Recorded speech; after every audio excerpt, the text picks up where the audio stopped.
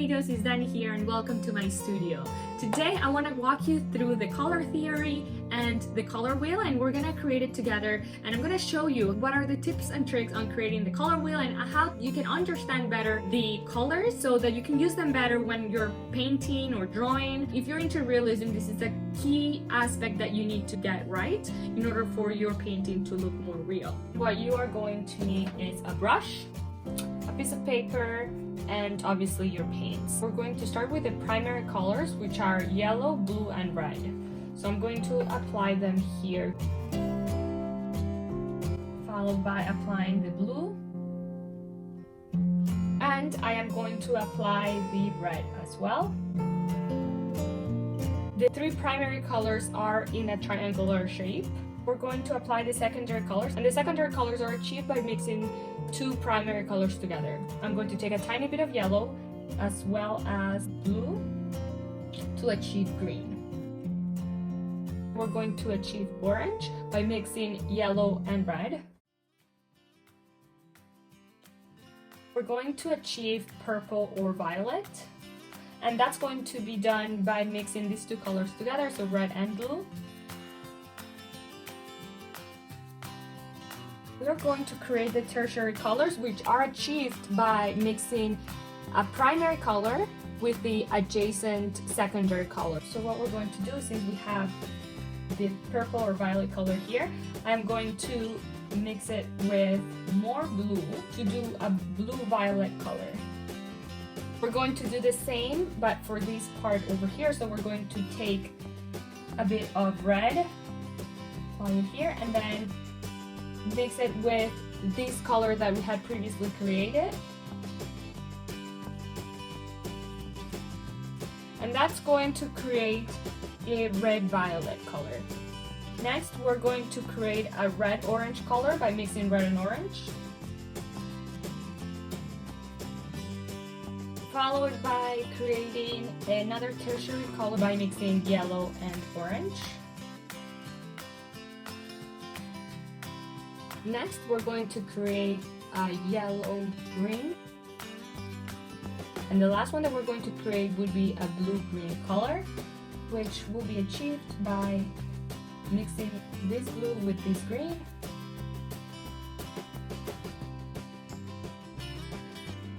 Something to keep in mind is that in the color wheel there are two groups of colors. There's the warm colors and there are the cool colors. The warm colors are the red, the oranges, and the yellows, whereas the cool colors are the violets, the blues, and the greens. I want to help you understand what's the difference between the tint, the tone, and the shade of a color. And we're going to do three demonstrations here on this paper also to show you.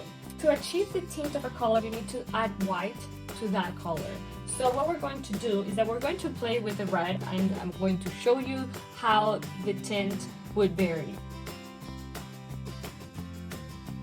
This is the red color pure, not having mixed it with any other color. Now I'm going to add a tiny bit of white.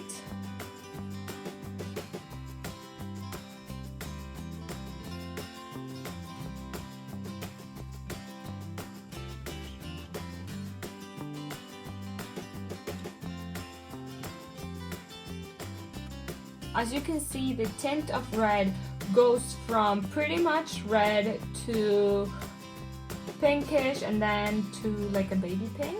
The tone, you have to add gray to the actual color. So we are going to just apply the red color without having mixed it with any other color. Next, what we'll do is that we are going to add gray to this, but first we need to make gray.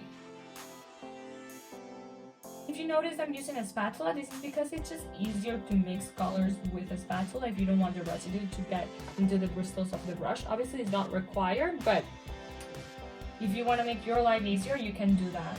So we have the red color over here, and we are just going to add a tiny bit of gray.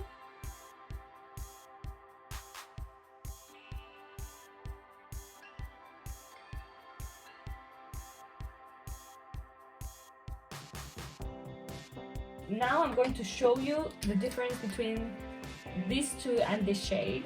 We're gonna play with the exact same red. Obviously the first step would be to add the same color, followed by adding black to it, so I'm going to add a tiny bit of black.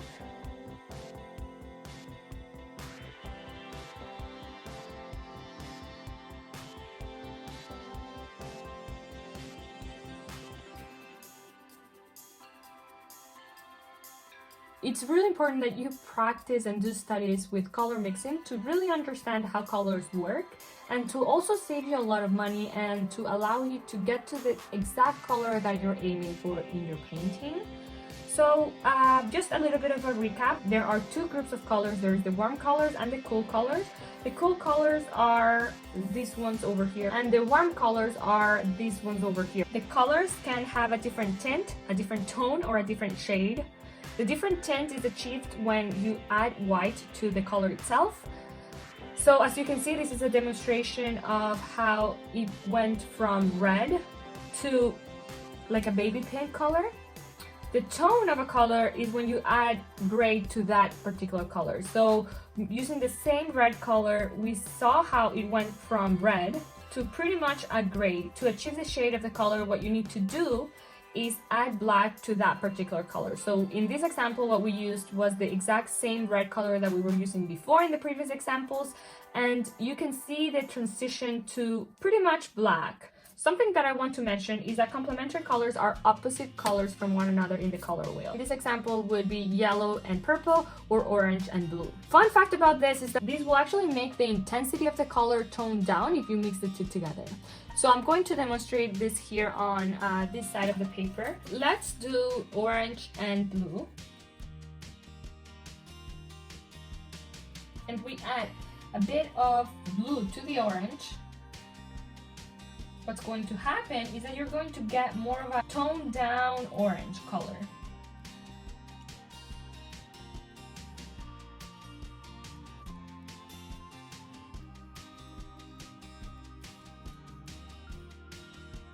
You can see how the intensity of the color can be decreased mixing complementary colors. In this example, I used the orange and blue, and I mixed a little bit of blue to the orange to get this tone, and then I added a bit more of blue to get this tone, and so on. If I had added a tiny bit less of blue to this color, I would have achieved a less decrease in intensity of this particular orange. Remember that you need to buy all the colors at the store in order to paint something. The colors that we just used were yellow, blue, and red. I hope you liked this video, and if you liked it, please make sure to give it a thumbs up and subscribe to my channel, and let me know down below if you're interested in more educational videos like this. And thank you so much for watching, and until next time, bye!